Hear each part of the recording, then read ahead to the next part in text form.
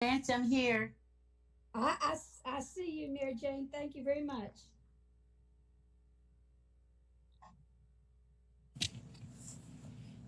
All right, if we're ready to get started, the meeting is being streamed live on LPSS YouTube channel.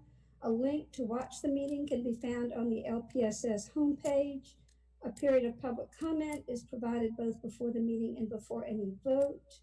The meeting and all comments will be recorded and preserved.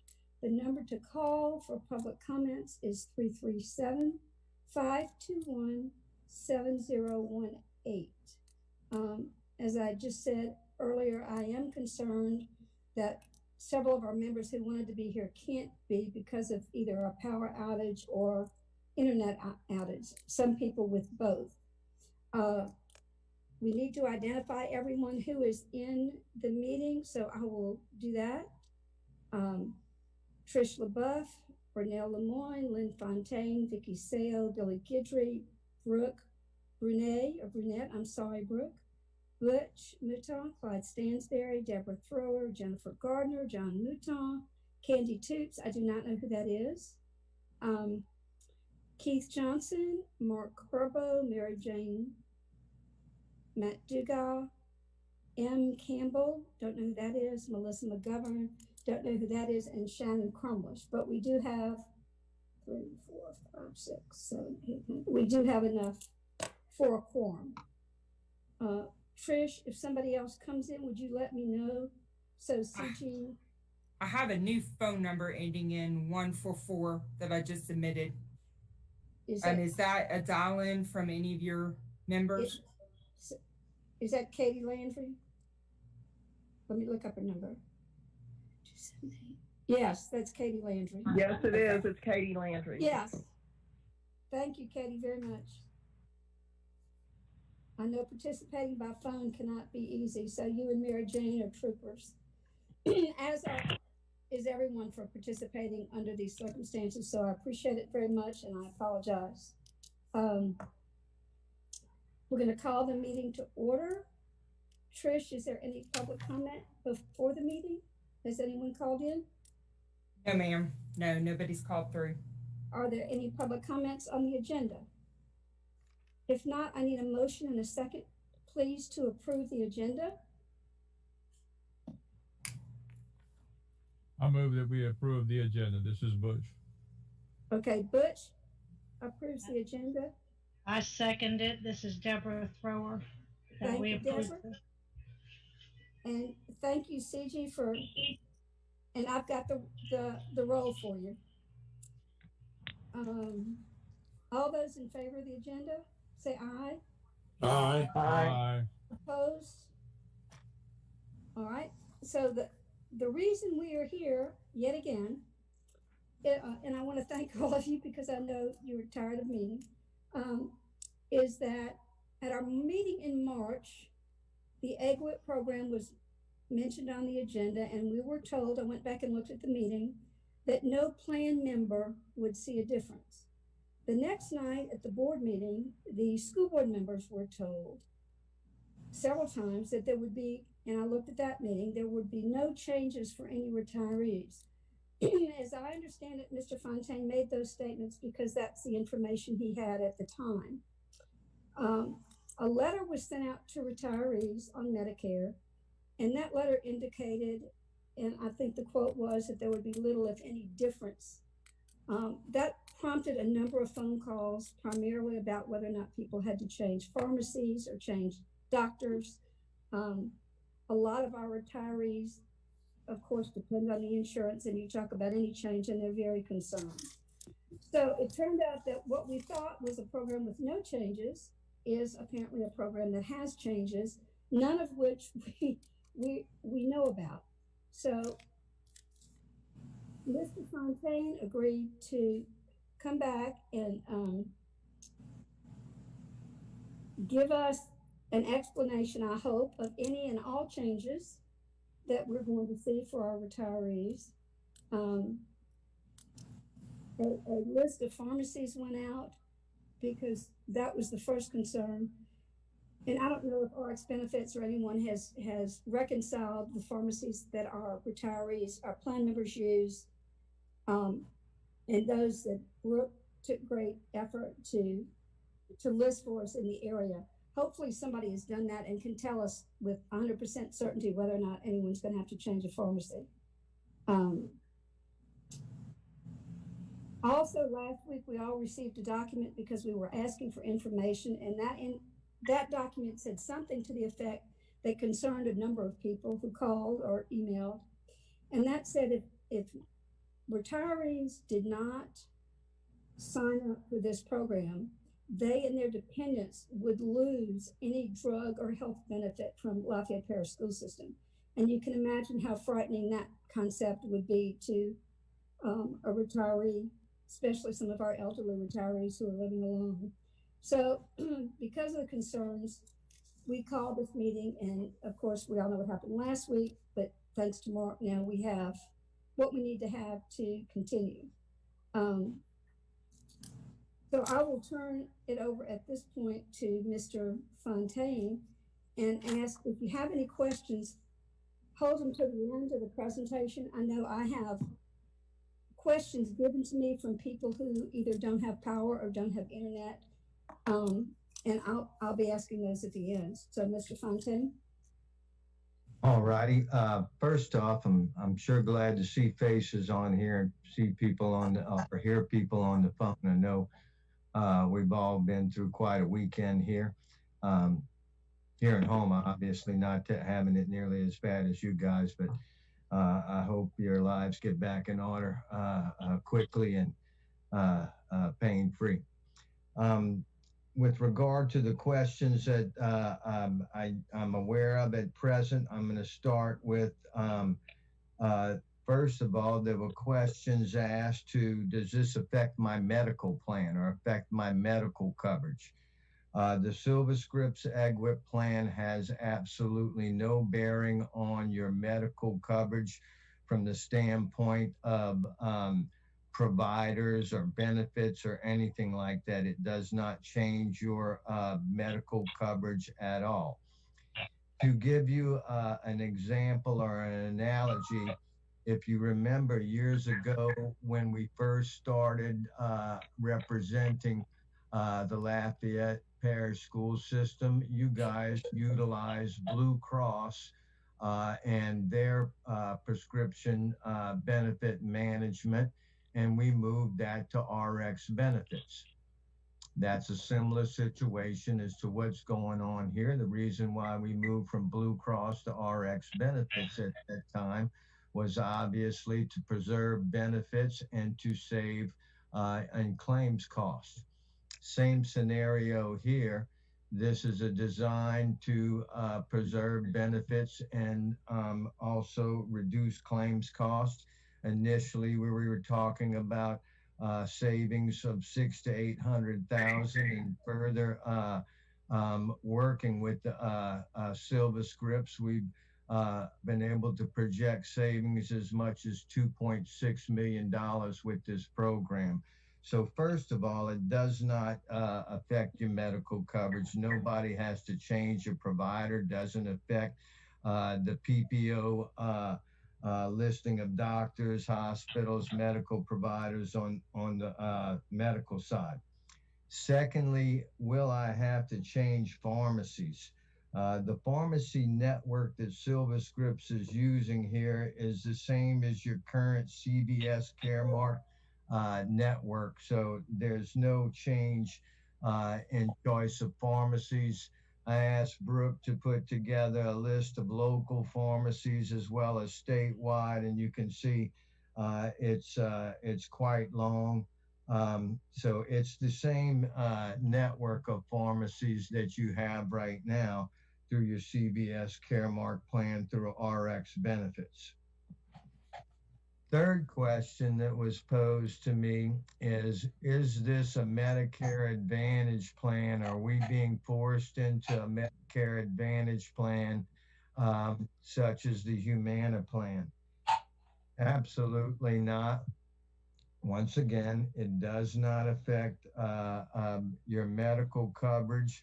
Medicare Advantage plans use an employer group waiver plan benefit within them many times, but does not force you into a Medicare Advantage plan, does not affect your Blue Cross medical coverage. Additionally, if any retiree is currently participating in the Humana Medicare Advantage plan, it has no bearing on them whatsoever. Okay. Next question. The PowerPoint that was sent had language with reference to opting out. That language was in that PowerPoint to remind retirees not to opt out of the plan, because if they opt out of the plan, they're not going to have any coverage. So if we are moving from CVS Caremark's regular network to the CVS Caremark SilverScript EGWP program, benefits are the same copays, same type of benefit schedule, same pharmacist, all of that type of thing. It's nothing more than what we did before. But the reason all of that language is there is because an opt-out letter has to be sent because of CMS regulations, and they just are reminding the retirees not to opt out. If they do, they're not going to have any coverage. Okay, just like if you were going through open enrollment, okay, and you opted out of the enhanced plan or the basic plan, and you did not choose the Humana plan, you would be opting out of all of the available options that the Lafayette Parish School System offers you. And when you opt out of that, you can't come back as a retiree. You can't opt out of all of the Lafayette coverage entirely and then decide next year you want to come back as an eligible retiree. Okay, everybody understand that? I understand it, but I'll have a question later. Okay. Finally, questions have been asked as far as if I am currently on a med, will I have to change that med? Okay. So they did disruption analysis on the two formularies. The formulary is the list of covered drugs under the two programs. Your current formulary has quarterly updates. This formulary will have semi-annual updates. So actually that's an advantage. The more updates you have to a formulary, the more often you could have a situation where you might have to change medications or something like that. Formulary changes come and they take medications off, they take medications, put new medications on. They never take medications off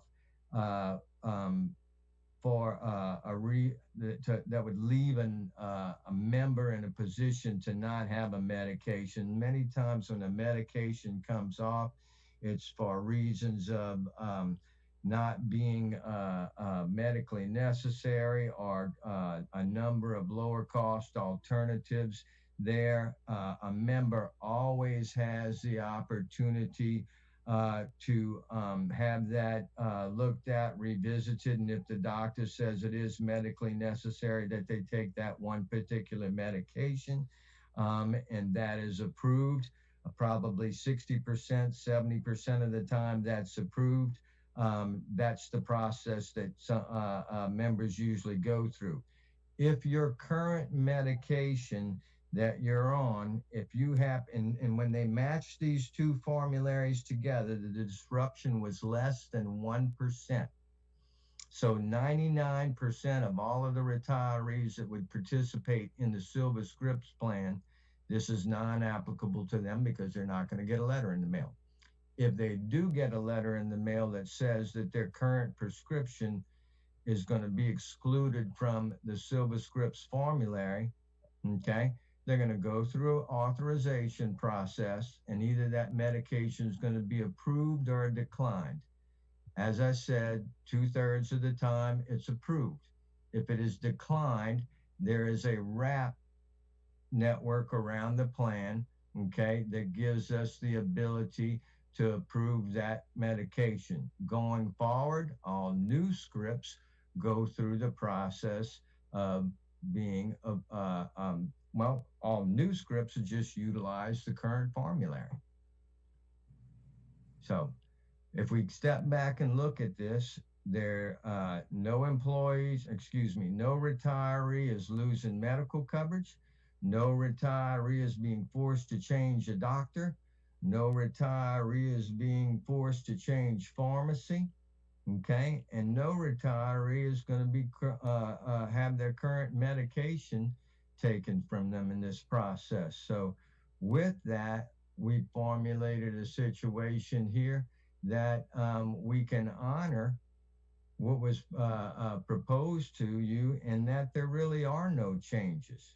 The only change that somebody could see, and it's not a change from the current program, because anybody currently participating in the current program is going to go through this from time to time. When you have an update on your formulary and a new medication comes in, or a medication goes out, or maybe they change the tier of it, it goes from tier 1 to tier 2, or vice versa. Those are the only kind of changes you'll see periodically. But that's the same type of updates as you have right now. Actually, they're going to happen semi-annual versus quarterly.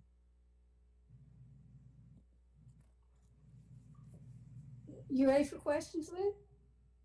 Yes, ma'am. You finished your presentation? All right, anyone have any questions? I have a question. Okay. I am just curious about how this miscommunication happened, because what it looks like, what we were told was that there was no changes, and what you've described is minimal changes. So what happened with I don't know, was it the literature? Was it these letters that the first letter that went out, okay, stated minimal change. So that's when a lot of questions came out. It's okay, minimal change. First question a retiree had is, well, am I going to lose my doctor? Am I going to have to change pharmacy? All of these types of things. So that's what we just addressed on there. Lynn, I have several questions, and then I'll defer to somebody else. So 30% of the time, a formulary appeal is not going to be authorized, but the RAP will allow that authorization, so that 30% is not going to exist, or it is going to exist? That RAP would allow for those folks that are currently on a medication. So if somebody is on medication, a Repatha, let's just use that, okay? And that medication is no longer going to be on the Silver Scripts list. Let's say that the member is one of the 30% that has that authorization declined through the process. Then the RAP is going to honor that current medication. One of the things but if it's a new prescription, will the RAP honor that? New prescription, the physician has to utilize the list of covered medications, and that is a broad list. It's probably the richest formulary that the Silver Scripts program, or one of the richest lists that the Silver Scripts program can utilize. You did not mention that this involves us to a much greater extent with CMS, which is the Center for Medicare and Medicaid. Are there any restrictions there that we have not yet experienced? One of the documents went out, said there was going to be a limit to the number of medications you can have, or the amount of prescriptions you can have. Well, we have the folks from RX Benefits on the line, both Mark Campbell and Melissa McGovern, in prior conversations with them, of which I've had many, I can tell you that. I cannot think of any restrictions from CMS from this product. Mark? No, that's right, and I think you did a nice job of describing. I think the one difference that I think keeps coming back up in this is that the employee group waiver program is broader than the retiree drug subsidy, in that it provides more funding from the federal government for your retiree population. And the base program, the employee group waiver program, is actually has to be credentialed by CMS, and so there are a variety of them out there. So worked with CMS or with CVS to get the plan that most closely approximated the plan that you have today. The wrap layers around that plan because it has to be certified and allows you broader coverage so that you can emulate the coverage that you have today. As Mr. Fontaine pointed out, there are some differences because of the regulatory component of that in terms of the number of updates that they can do, as well as communication to members and the ability to grandfather, whereas in a self-funded employer program, you could always grandfather members, which you can't do under a CMS. But with the wrap, you can always make exceptions if you choose to. Now, there are drugs that are not covered today that can get approved through a medical necessity, and the same would be true in the future. So I think in essence, you really do have identical plans. There is some difference in the administration just because the employee group waiver program is regulated, but the wrap allows you to accommodate to any variances in that. So you may at some point choose to make some exceptions, particularly for members who are currently on a therapy. And at some point you may decide that to let the process work as it normally would and reserve those exceptions when there is a medical necessity. Who makes those decisions that you're talking about? So the prior authorization process will run through CVS because they are a qualified entity underneath CMS. So that will be done outside of the Lafayette Parish School System, correct? That is correct. Doesn't CMS allow people to disenroll from an AWIP program? As an individual? Correct. Yeah, so a member would not be required to participate in this program, but they would have to seek coverage through another channel, either as a Medicare Advantage program on their own, or perhaps through another insurance vehicle.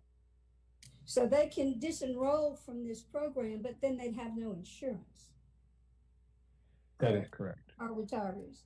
And that's another concern is how our retirees are going to be educated well enough to make an informed decision. For example, will they see the formulary before they're asked to join this program? So they will get communications from CVS, but the message today is the formulary that you have today is the formulary that you will have going forward because you have that wrap component. So will that formulary be sent out to those retirees so they can tell if their medication is on there or not? There will be, Melissa, help me out here, but there should be electronic access. Members are going to get a letter. Yes. Yes, Mark, there is a series of communications that will include formulary information, pharmacies, and it will mail out over the next few weeks leading up to the January 1st effective date. So there will be communication regarding that sent out. Absolutely. What call centers do you have for retirees who end up in a situation with a problem needing an emergency medication or appeal from that formulary? So this product is administered by Silver Scripts, which is part of CVS, and so all calls will go to that. That will be the number that's on the member communications as well as on their ID cards. And that's a 24/7 call-in? I have to verify that, but I believe that's correct. Anybody else have questions? I'll keep looking at mine. I have one more question. Oh, I'm sorry. You can go ahead. I just would like to know, are there any other school systems in Louisiana using silver scripts at this time?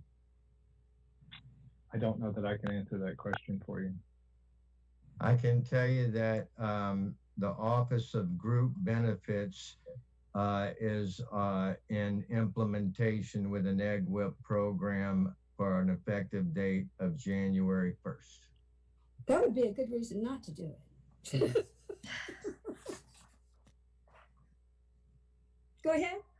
Okay, so my question is regarding the medications that are not in the formulary. So if there's a medication that is not in the formulary and does not get approved, how long does the process take to use the RAP to get that medication approved? How significant would that delay be for the patient? So the process for getting approval for a medication that is not covered for the retirees would be the same as it is today to the administration with RX benefits. So if a drug is not covered and it goes through a prior authorization process, if the provider presents evidence for medical necessity, assuming that that patient doesn't meet the criteria for use, then that process can take anywhere from 72 hours to 5 business days, depending on whether or not there's additional information needed from the provider. So in this case, where that is being done today by RX benefits, that would be done going forward through CVS and Silver Scripts. So RX benefits would no longer be doing the appeal. CVS Caremark would be doing the appeal? That's right. In order to administer that portion of the benefit, you do have to be considered a qualified entity underneath CMS, and so that is what Silver Scripts is the administrator of this program.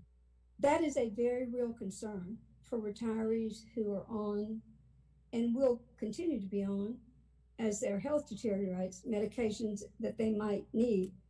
Lynn knows I had a very bad experience trying to get a medication because it was only one I could take. And the lack of history was because a physician had retired and we didn't have access to that information. So Brooke was wonderful, but not everyone knows that. And to think that someone would have to wait 5 days for approval is a concern to me. Another concern I have is, why don't we have all this documentation in writing?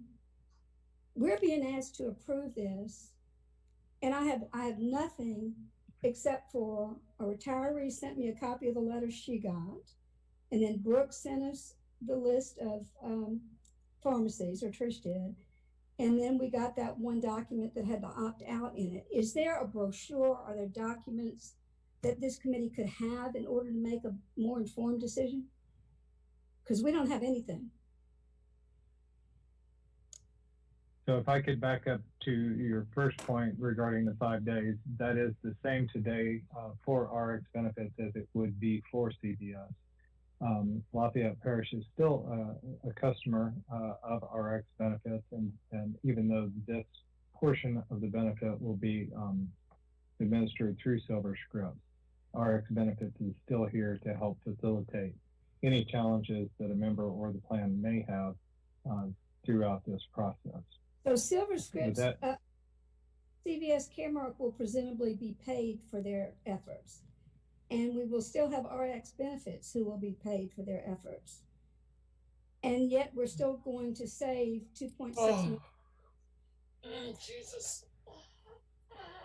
So RX benefits actually will not be paid on the retiree benefits. RX benefits will continue to be provide benefits for the active employees, but through this relationship with CVS that we have, we can still serve as a conduit for helping you facilitate any issue resolution that would be necessary. So RX benefits, we will still have a contract with, but that's limited to just active employees. That is correct. And what about employees active employees and non-Medicare eligible retirees? Exactly. So the contract that CVS Caremark has is with the Lafayette Parish School System or with RX benefits? Or with Mr. HUD? So you'll be contracting with SilverScript for the for the EGWIP and the RAP benefit. Okay, and I'm still waiting for an answer about documentation where we can learn everything we need to learn about this program. Because there are questions we may not be thinking of that we might need answers to, and this affects a great many people. So are there documents? There's a communication campaign with a timeline to it that is part of the implementation process, which should just give further education and explanation about the plan. We can make certain that we get that available. Well, Lynn, that was part of the concern we had the last time we met, when the Lafayette Parish School System can't change the date a letter is delivered, because I presume that is either mandated by CVS or CMS, one of the two. Trish said she could not change the date. It's not me who's putting out the letters, but we have deadlines based on when those letters should go out as directed by CMS and SilverScripts and everybody. So it's not LPSS. The LPSS was just the introductory letter that retirees received.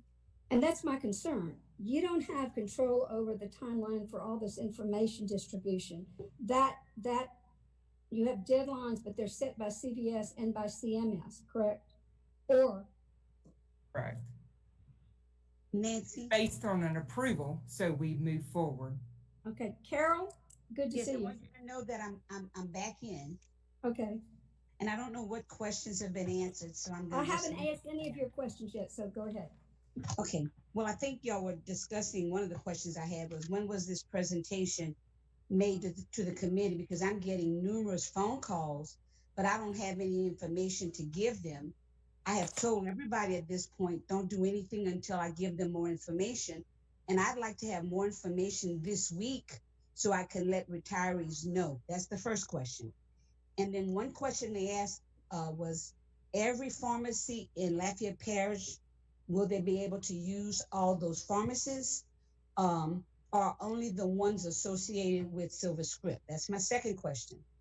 My third one is, will the out-of-pocket costs being in SilverScript, will it cost more for each retiree than what we're paying now? And then another question is, those who have circumstances that dictate that they have name brand drugs because they have cancer or some other kind of condition, will they be able to use those name brand drugs? Is it going to be at a higher cost, or is it going to be at the same cost they have now? Lynn or the gentleman from CVS, whoever wants to take those questions. So this is Dr. Campbell from RX Benefits. So members will have the same formulary as they have today, so they'll have access to the same medication. They will have access to the same pharmacies that they use today. The benefit structure for out-of-pocket cost will be the same as it is today. And for a medication that is a brand medication, as long as it's compliant with the benefit design as it is today, it will be compliant with the benefit design going forward.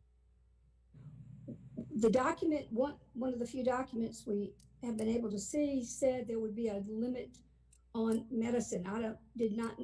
It was unclear if that was a limit to the number of pills or the limit to the number of refills. Could you explain that? I can. I'm not aware of any reference to that. There are quantity limits that can apply to medications today, and those same quantity limits would apply going forward.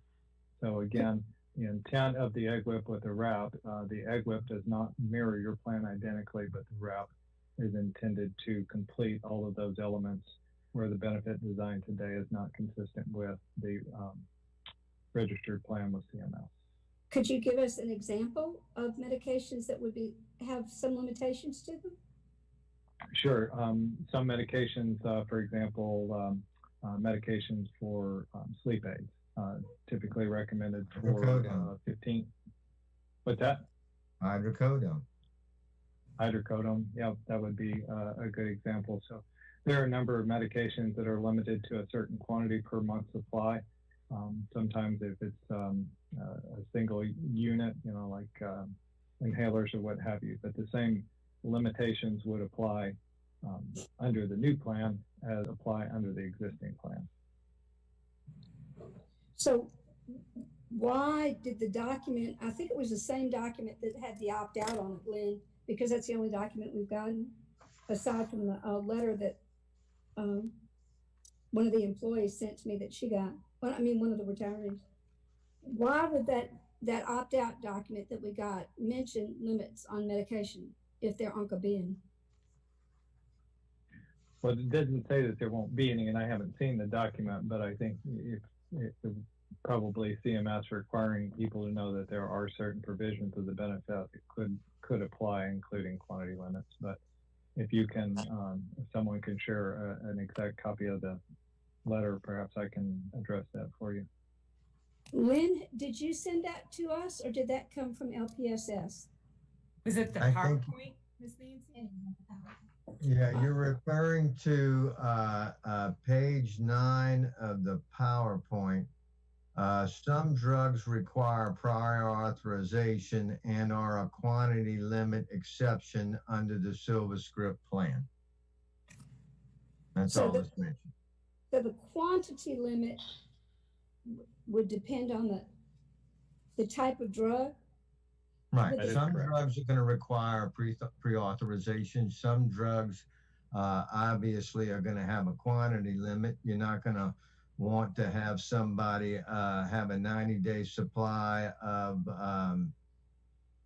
let's say, a painkiller, certain painkillers or something like that. Yeah. But is that something that is subject to appeal, like the formulary? If the physician feels something. Yes, I'm sorry, I didn't mean to cut you off, but yes, there is always a path for medical necessity under certain circumstances. So if the doctor can make a bona fide case for medical necessity, then there is an exception process. Nancy, I have a question. Sure, go ahead. First of all, have we signed a contract with Silver Script? Yes, we started that process after it was approved by the board and the insurance committee. We worked and what through is the term? What is the time term of that contract? I'll pull it out while we're talking. Okay. And I'm just going to say this: a concern to me was that the committee was asked to vote on something with not any information other than it will not affect members. And then after we approve it and the board approves it, then it's like, well, there may be minor changes. And, quite honestly, I'm not sure I will vote for something again unless we have everything in writing in front of us with a completed plan. We went into this and then the plan was formed. I have some concerns with that. I'm going to be quite honest. Thank you. I share those exact same concerns. And I do as well. Trish, do you have the terms of that contract? So the exact quote from CVS was that it's not a contract, it's a service document that accurately represents changes or additions to services that may be provided to Lafayette Parish. So signatures have been placed on it, but it's not the actual contract. Am I saying that right, Lynn? Is there a time frame? I think that was the question. It's a service document to get the process started. So it's just, for example, benefits effective January 1st, 2021. So it's just, for example, like a contract with a vendor that's just going to provide a service. At this point, it started so we could get the ball rolling with regard to the services provided by EGWIP. We were in the process of initiating it.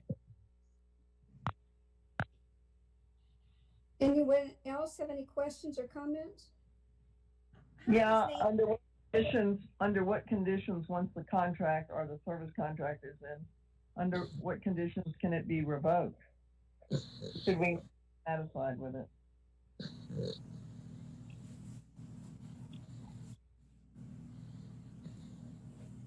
Brooke or Lynn, do you have additional input on that? I'm gonna have to rely on I Melissa. have to refer to Melissa and Mark on that. Hi. Yeah, Sorry, go ahead. Mark, go ahead. No, that's all right. You go ahead. I was just going to mention that the contract is still being developed. So the letter of intent is what Trish is referring to that began the process. So we do not have the contract in place. I would have to verify the term, but I would imagine it would start at a 12-month term, possibly, because you're contracting on an annual basis to offer this benefit. Mark, would you happen to know any otherwise before we verify that? No, my assumption would be it's a 12-month term with a 90-day notice. So Nancy, am I understanding we don't have a contract?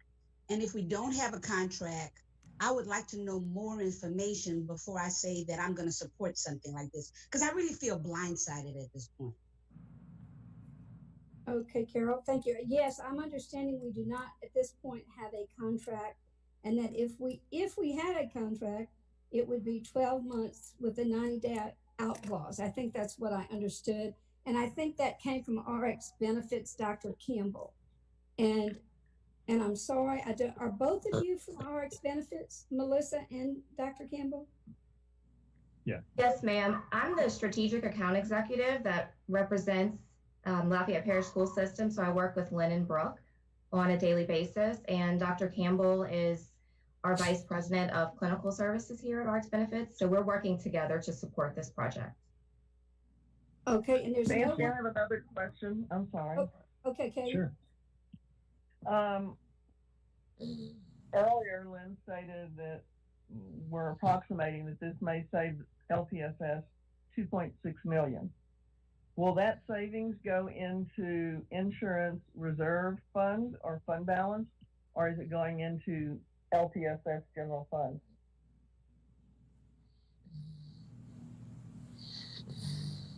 Those savings reduce the cost of the prescription drug program. So those savings are to help us, are to alleviate need for rate increase, benefit reduction, or any other saving strategies from when we've had our previous reporting meetings. That's what I was hoping you would say, Lynn. So as far as we know, none go into OPEC or general fund. That is correct. I would say, this is Ms. Gardner. Yes, that's correct. The whole point of this was to, I know that at the last meeting y'all talked about the possibility of having to go up on premiums because of the cost savings, and that was why all this was brought back into play in March. Was such a huge cost savings to keep our premiums from going up. This was one of the big things that we were going to accomplish to stop this premiums from going up, because it will be inevitable. I do want to say, as an active employee, two things. My husband has had to apply for a drug that wasn't covered through and went through the process, and it was about a 5-day process as an active for a drug that he needed to take that wasn't on the approval. So as active employees, we have to go through that process also. And there are certain drugs that like sleep aids, things like that, that you do to go get filled, where 2 years ago you could get a bottle of 30 and you were fine, but now it is a bottle of 15. Your prescription doesn't go anywhere. They do give it to you when you're eligible, but they just fill it in smaller increments rather than the 30 at a time. They fill it in a 15. So we are currently seeing that as active employees also, where we are now with our prescription coverage. So I just wanted to put those two things out there, that both things we have in place. And I've personally experienced both, from the appeal side for my husband and filling things and having to depend on day quantity. I have a question. Thank you for that. Carol? Yeah, this is my question to Ms. Gardner. Or if you're only getting 15 days at a time, and God forbid we have something worse than what we have now that occurs, and you can't get your medication filled, there's no exception. You can only get like 15 pills at a time for just regular medication that you take, or is this something specific? Oh, it's very specific drugs. So it could be like a sleep aid. It could be hydrocodone, like you have dental work done. And so a doctor would normally give you 30 pills or 60 pills. You might be able to fill 20 at a time. In emergency cases like this with hurricanes and stuff, they have provisions for that. And Mr. Campbell, I'm so sorry, I don't remember your first name. You're just right here on my board. He said there's also always the way to go through with a doctor where it is medically necessary for those items. They have that appeal process that way is what I was understanding Mr. Campbell to say. But that is so it is currently happening now, and I thought that was important to share that those are currently happening now. It's not something new. It's not to every drug. It's just certain drugs, and so that's why I wanted to share that. Thank you, Jennifer. Is there, can someone still explain to me if we're adding in a new vendor with CVS Caremark in addition to RX benefits, and we're not significantly changing the formulary, how are we saving the 2.6 million? I know it's better for administration of the plan. I know that there are, I don't see how it benefits the plan member. I see how the savings comes across with things are monthly, as I understand it, rather than annual reimbursements, they're monthly reimbursements. Is that right? Sure. If I may, well, so the federal government, as part of Medicare Part D, had created multiple vehicles for members to participate in Medicare Part D. For members under an employer, there are two primary programs: the Retiree Drug Subsidy, where a portion of the dollars that are paid by a plan are reimbursed retrospectively to the plan. The employee group waiver program, which is has become the predominant vehicle for employers to participate in Medicare Part D, also has that route possibility.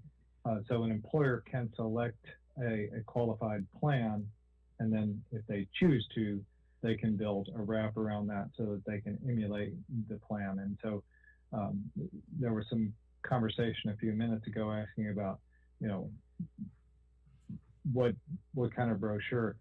The way this works is it's building your plan. Every group will be different because every group is different in some respect in how their current plan is administered.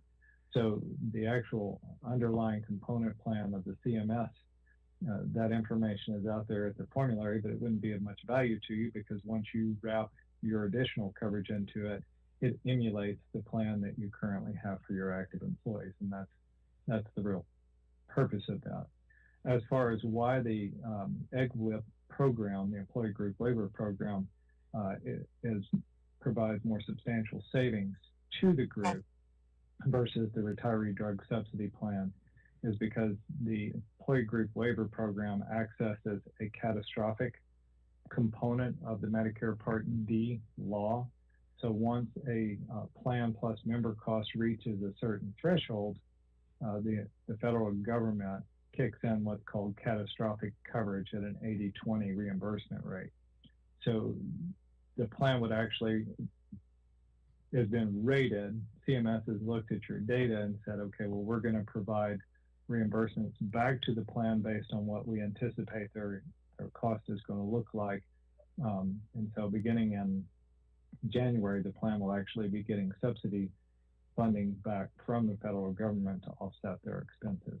So you don't have to wait a year from now. So they actually provide that remuneration back to you throughout the year. And I have asked for CBS to provide you with a cash flow projection. That does take a little bit of time. It's not something that will be done in a week or even 2 weeks, but to provide you with a cash flow projection for 2021.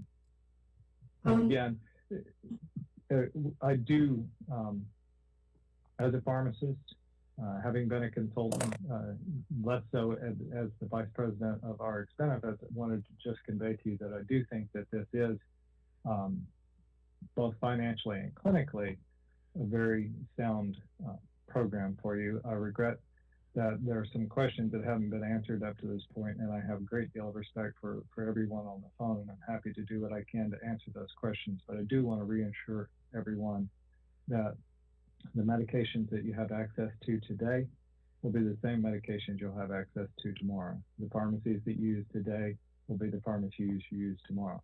And there are some limitations in the plan today, but perhaps those aren't always transparent to everyone, but those limitations would be there tomorrow because it's an extension of your plan. So I have a question. Carol? I'm not understanding. You mentioned egg whip. Is that silver script? That's my question. And then you talked about the retiree drug subsidy plan.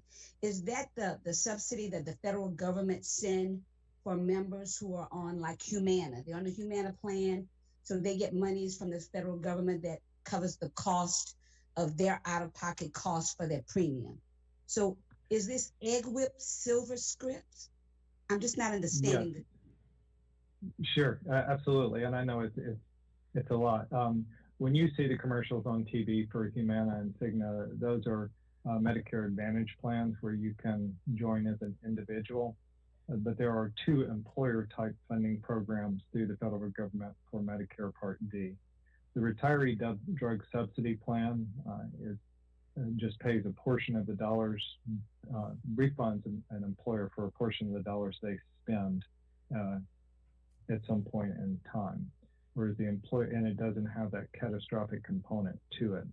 As time goes on, the Retiree Drug Subsidy Program becomes less and less financially valuable to employers who do cover their retirees because the federal government is promoting the employee group waiver program because it does create a more balanced approach and allows employers to put that wrap component around to maintain that consistency. And so, yes, that egg whip, the employer group waiver program, that is the program that would be administered by SilverScript. That's the base program.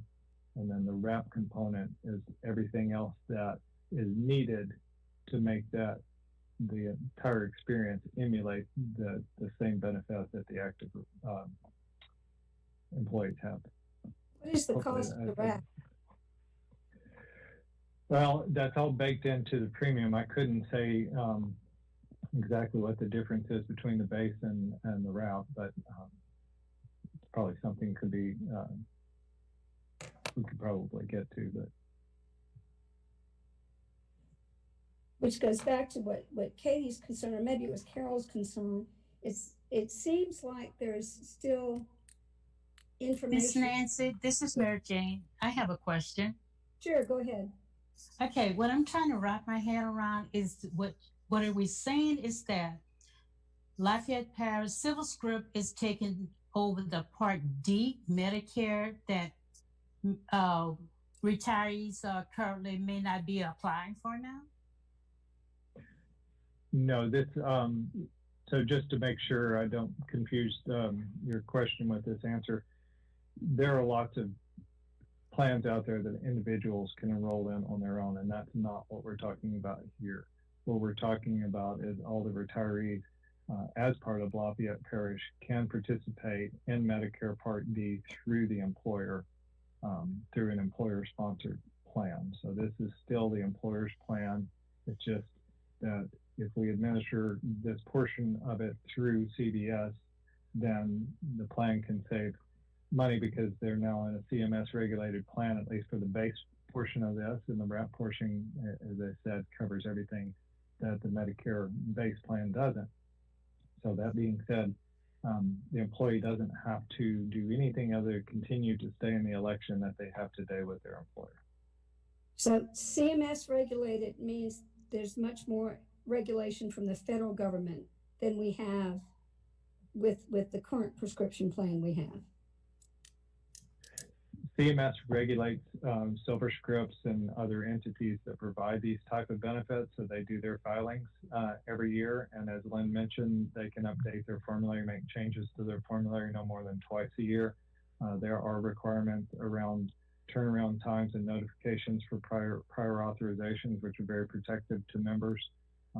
There's also requirements around member notifications, which again is there to be protective to members. So while it is regulated in that sense, those regulations inure to the benefit of the members.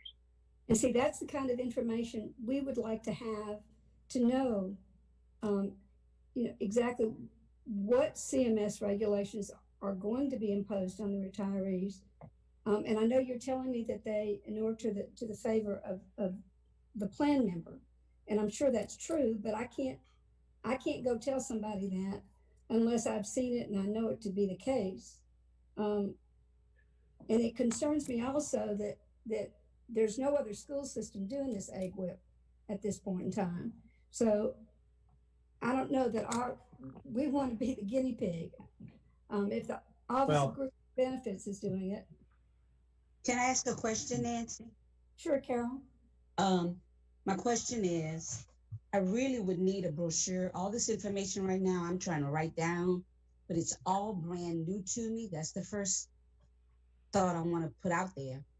And if we don't have a contract, why are we starting this when we don't understand it? So that's my question. Why do we have to do this now?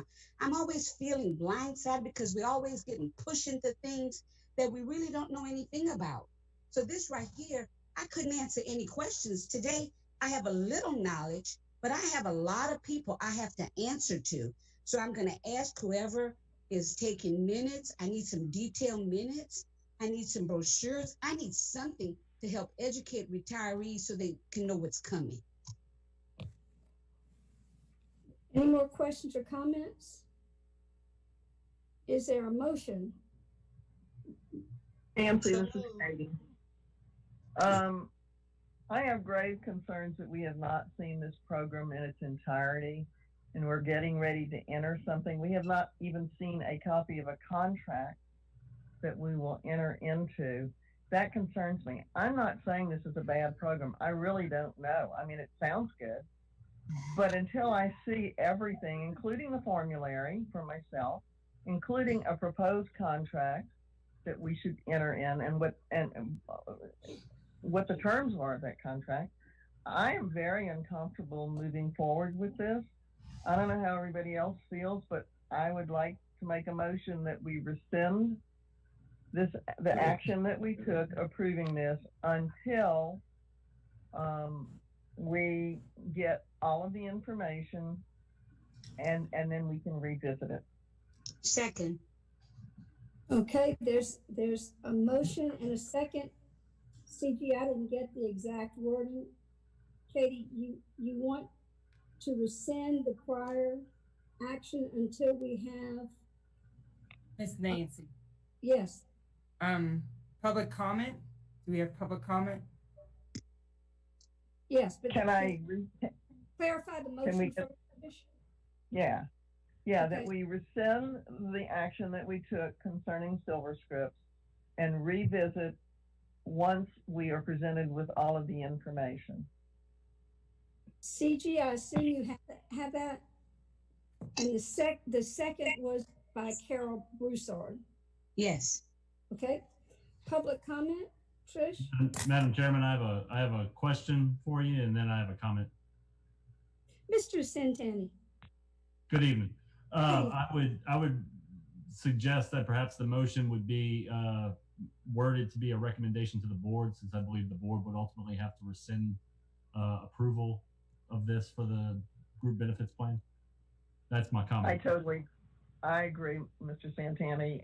That is appropriate. Thank you.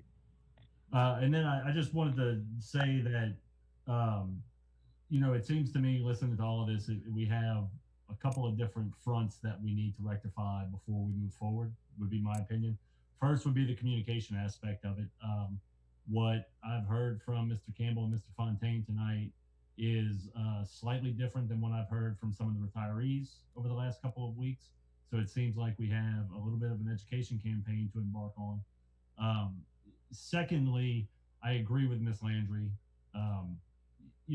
We really need to have something in writing to say, while Mr. Fontaine, you have earned my trust and respect over the last few years for your management of our plan. It is difficult for me to tell a retiree, well, look, this is only going to impact 1% of the population, and of that 1%, 2/3 of them are going to have their prescriptions approved. So you're really only talking about 0.33% of the population being impacted, but then we're going to approve their prescriptions under a wrap. And they literally will ask me, well, show me where it says that. And I'll say, well, these two guys on the Zoom call said that. I don't think we can make a responsible decision based on that. It does sound to me like you guys have a good plan.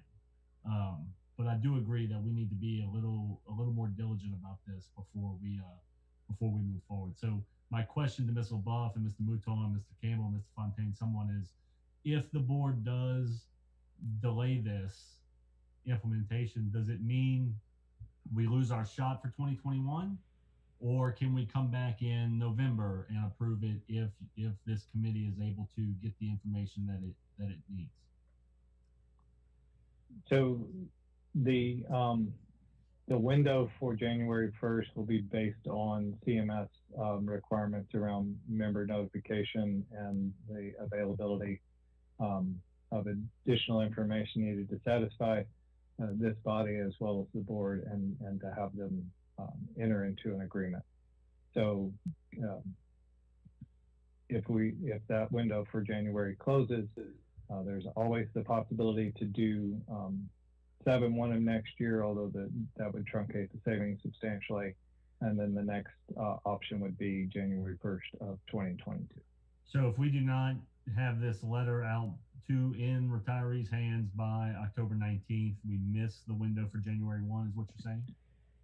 I don't know if October the 19th is the correct date. Melissa, can you advise? We've actually been pushed back a couple of weeks, so we have some wiggle room. Trish received an updated timeline on the dates just a couple days ago, I believe. Trish, did you want to share those specific dates now? We have a mail date of 11/5. It looks like it got pushed back to November. So we need to move on something by November. 11/5 is a postmark date? Correct, that they need to go out by 11/5. So Mr. Campbell and Mr. Fontaine, do you feel like you can get the information the committee is requesting together? Certainly not by 11/4. 11/3 is an election date. So,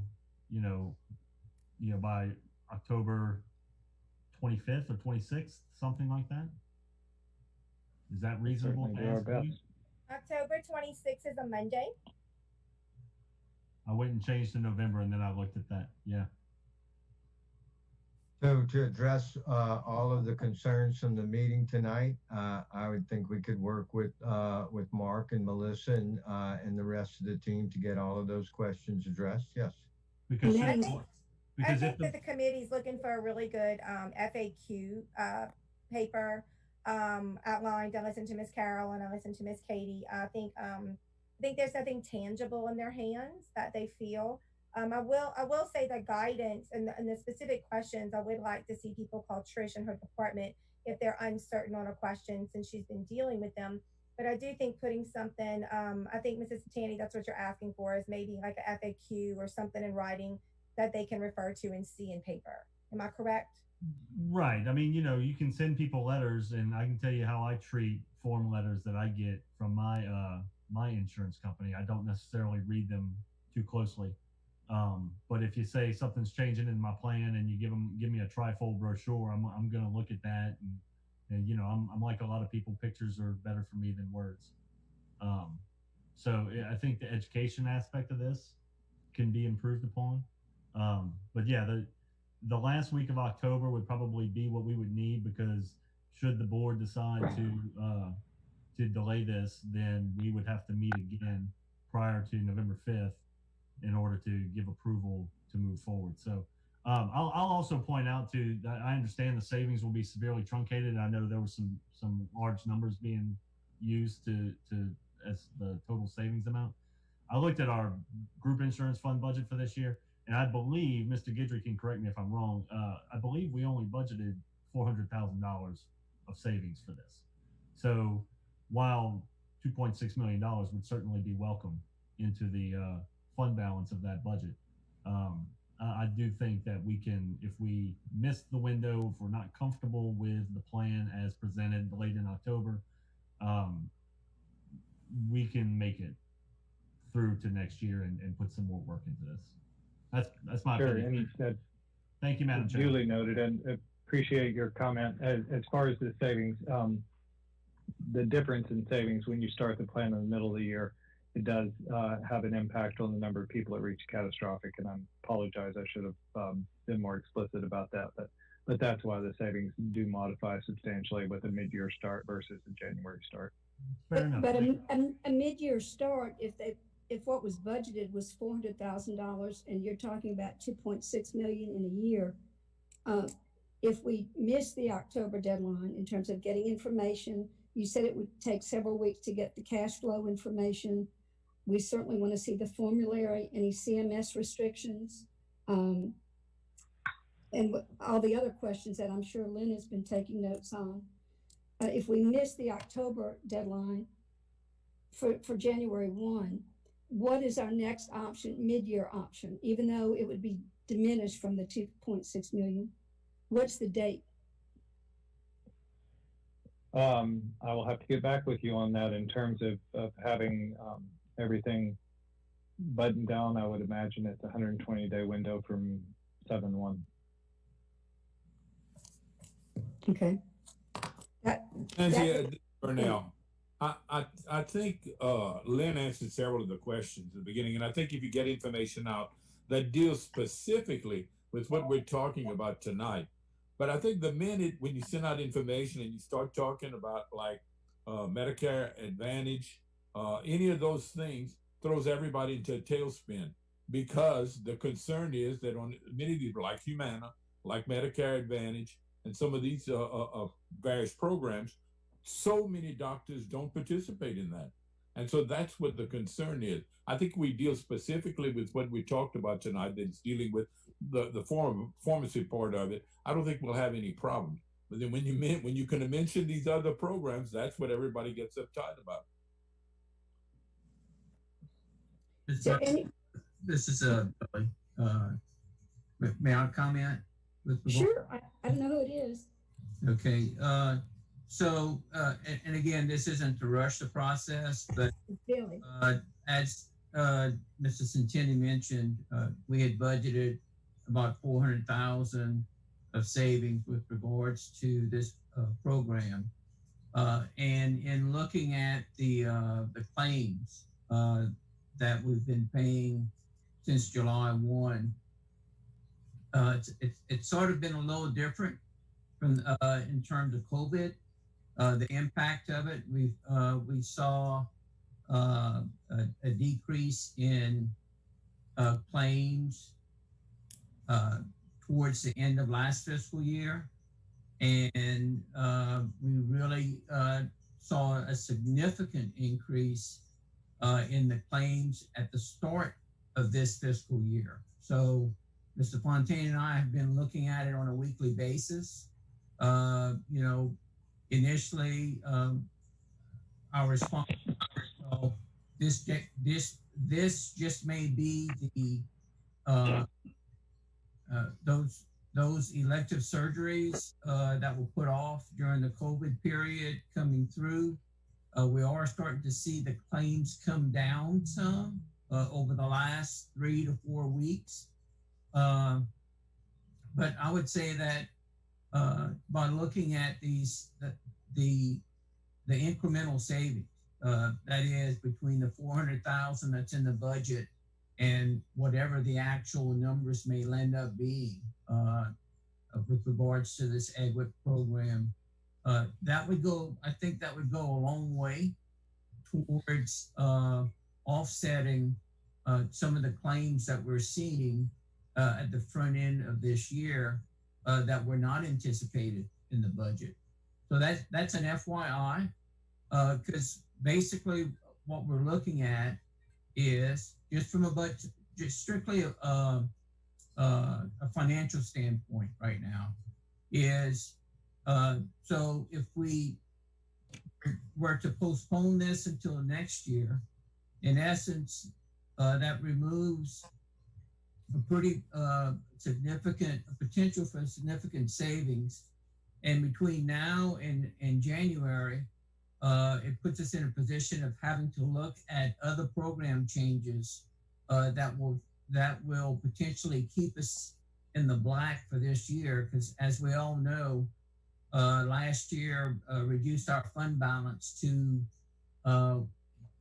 what makes to a level that I haven't seen that low in the 14 years I've been here. So we're at a point where we really can't afford to if we do away with one savings, then we're going to have to look for an offsetting savings, I guess is the bottom line. So I'm just recommending that we take a look at this in the time frame that Mrs. Centeni mentioned. And then, if we're not comfortable with it, that's fine. But it's worth the effort to at least take a good look at it before the committee decides, one way or the other. That's just my comments with regards to the timing of it. I like that particular time frame, and then the committee can make the recommendation it wants to make once the information is presented. Thank you, Mr. Guidry. Any more comments? Ms. Landry, do you want to rephrase your motion to be consistent with the recommendation from Mr. Centeni? Ms. Nancy, do you want to call for public comment prior to that? I need an accurate motion on the floor before we do public comment. I move that our committee recommend to the board that we rescind action on EGWIP or Silver Scripts until we have time to review it thoroughly. Carol, Second. do you? Okay. Second. Now, any public comment? Miss Trish, can you read the phone number, please, out loud? Yes, ma'am. The public can dial 521-7018 for public comment. And in about 20 seconds, you can do that again because it's about a 20-second delay on YouTube. Nancy? Yes. Are you still there? This is Katie again. Yes. I understand what Mr. Guidry is saying, and I fully agree. If we can save money. My concern is we don't have the information in front of us, and we have not. I mean, the question and answers are great, but I really think we need something tangible, not just questions and answers, but we need the actual program that will be administered and the proposed contract. And if we can get that in a timely fashion, I'm willing to re-meet before the November deadline and vote. I mean, this may be a great thing, but I'm very uncomfortable voting on something that I'm not fully informed on. That's just my comment. That's part of the motion. Thank you, Nancy, I have a comment. Can we not keep doing what we're doing today? Because the last time we had an emergency meeting, it was for something similar. Can we just take our time, when we have something that we really need to digest and understand, we need a presentation with brochures and everything. I am asking that we not have another representative stand in front of us, rush us through something that we don't understand, and we're back to square one where we are right now. Carol, I agree with you, and I have already, Mr. Fontaine and I have had multiple discussions and emails back and forth, and one of them was that this committee won't consider anything again unless it's presented in writing to us, so we fully understand it and can digest it, and explain it to those people we represent on this committee. Trish, did you want to give out the number again? I'll give one more call for public comment. I've got 521-7018 for public comment.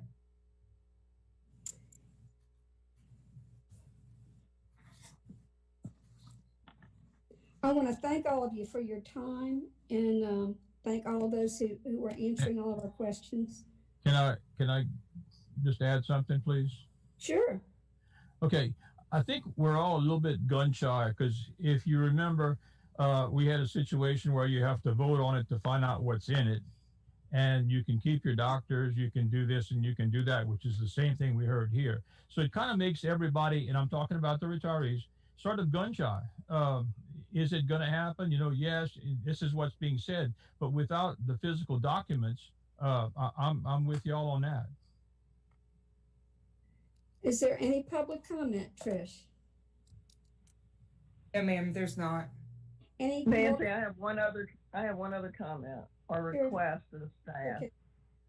Of concern to me is the opt-out page, and I understand it, and I understand why it's there. My concern is some of our elderly people and some of our support retirees may think that they just want to keep what they have and opt out and end up losing. So if we can have if we go with this, if we can have a very strong educational program so that everybody understands what's at stake, I'd appreciate it. Thank you. Do you want that educational program made available to you as part of the information you want, Katie, by end of October? Well, just a statement as to what would suffice with me, but I'm just really concerned some people are going to sign it and not realize, and not give it any thought and then end up in trouble. Thank you. Because in fairness to Trish and Lynn and Melissa, whoever's answering all these questions, Brooke, they need to know what it is we're asking for by the latter part of the month. So I think we've asked for the cash flow. You're asking for the education campaign, a copy of the contract, copy of the formulary, any CMS restrictions. Lynn's presentation at the beginning would be good to include. Does anyone have any other suggestions or concerns they want to make certain are included? I think I agree with what Katie says 100%. I think somewhere if you put that in bold letters, if you're satisfied with your plan, then you need not do whatever, because if there's any doubt, they'll go in a tailspin. Yeah. All right. Miss Nancy, it wasn't going to require a signature. There's no signature required. You were asking that earlier. Is there a way, if, for example, we have a retiree who basically opts out, that we could do maybe a physical contact or a phone contact to explain what they did? That's great, Butch. Because I was going to say we have to understand we've got some 80 and 90-year-olds that are out there, and they just may not understand. I'm like with you what you said. I want to leave it like it is. Bam, I'm opting out. I don't want to get into anything else, and that's their thought process. Can I say this, Butch? Can I say this? Anyone who tries to opt out, just to double check with them. That'd be great. Yeah. But can we recognize this? Can we recognize this? My mother is 92. You can talk to her till the cows come in at night. She will not understand. She will agree. So when you do that education, you need to make sure you're speaking to someone who's fully understanding, or speak to the family member who's taking care of that person's needs. And I think be a minimal number of people that'll need that. So I think the personal contact will make all the difference in the world. Trish, is that something your office can do, or can do in conjunction with Brooke, perhaps? Or yeah, I suggested this. I have no idea what number of people you even anticipate opting out, whether it's 1,000 or 10. Hopefully none. The customer service number was going to be provided for members with this next mail out that would have given the frequently asked questions and a lot of information. So their individuals would have been trained to help answer some of those questions. Something else we need to include in that list is the committee needs to see all those documents that are going to be going out to people, because we're going to be the ones, again, getting the calls when they get those documents. So if we can see those in advance, that would be helpful too. Just a clarification on the motion. So we're asking the board to rescind, and that's going to go to which board meeting? Wednesday. So if the board rescinds on Wednesday and we get all this information that we're asking for, by the time we're asking for it, the board doesn't meet until November 11th, that would be too late to send out the letters? We would be requiring a special board meeting, yes. Okay, I just wanted to get clarity because I was looking at the dates and they were kind of against the timeline. And as I appreciate it, Matt, if we don't make the October timeline, we can do it this summer. It will just diminish the amount of savings because it will reduce the catastrophic reimbursement. Right. So November is what we're shooting for, but if we don't make that, there's still a possibility for savings. I don't know to what extent, and that's another number I'd like to have. I don't know what the proposed savings would be if we didn't do this January 1, but we're able to do it, say, July 1. And Justin, I guess you could explain that to the board. I'm a little concerned about the timeline. I mean, I would certainly like to save the $2 million if we can possibly save it. You know, we need people to be educated and get this all in writing. But if they meet our request for information, you know, that the board could make a decision and not rescind it. I don't know. I guess that's just an educational thing on the part of the board.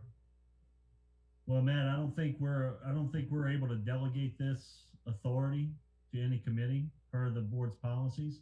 But I would say that if 5 board members vote to rescind this on Wednesday night, then we probably won't have too much of a difficult time getting 5 board members to show up for 15 minutes to save $2 million. That sounds good. Sounds real good. I don't make that much per hour, I'll tell you that much. Any more questions or comments before we vote? All those in favor of Katie's motion seconded by Carol, please say aye. Aye. Aye. Opposed? Motion passes. If there's no further business, can I have a motion to adjourn but before we do that, Lynn, who is going to be responsible for getting back to us in a timely manner so we aren't calling a meeting with 3 or 4 hours notice or a day's notice for this committee? Because some of the people who signed up for this committee very graciously and volunteered their time did so believing we were going to meet once a quarter. And so whenever that information is available, if you would let us know so that Trish can give us 4 or 5 days notice for people to have the time to participate in the meeting, I'd appreciate it. Absolutely. We'll start compiling the answers tomorrow. Thanks so much. And Nancy, yes, can I request I need copies of the minutes because I was not available at the beginning of the meeting? Is there some way I can get the minutes so I can, share this with retirees? Sure, Carol. I'm sure CG can get them to you, but I don't know that you need to. Working on them. Okay, CG, thank you very much. If you can get them to Carol, I'd appreciate it. And we'll approve them at the next meeting in October. And the date of that will be set as soon as Lynn lets me know, but hopefully we'll have 4 or 5 days notice and we won't have any more of these last minute meetings, for which I apologize. I move that we adjourn. That's Mr. Newton. Yep. Who was the second? Shannon Crumlish. Shannon, Butch Mouton and Shannon Crumlish. All those in favor? Aye. Aye. Opposed? Aye. Thank you all so very much. And those of you who are providing the information, we very much appreciate it. And the central office staff for participating. Thank you. Thank Good you. night, everybody. Thank you. Good night.